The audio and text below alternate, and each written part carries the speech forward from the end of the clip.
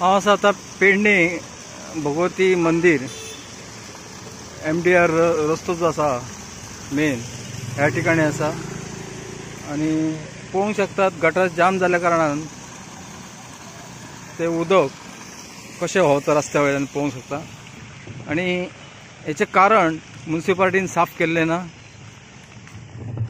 हो गटर जो आसा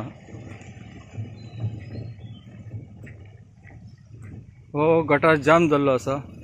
हो व्हडलो गटार तेचे तोंड जे आसा गटाराचे मेन ते हांगासर आसा। ते पळय ते हांगासरल्यान पास जावंक जातले ते हांगासरल्यान येयना उदक, ते भायल्यान रस्त्यांतल्यान उदक वयता। मागीर विचार करा म्युनिसिपालिटी कितें काम करता ती। वॉर्ड नंबर 8 नंबर आणि बाजारपेठ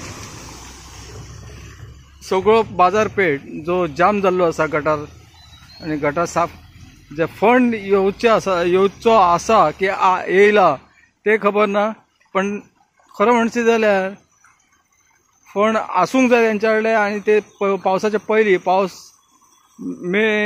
मेच्या उपरांत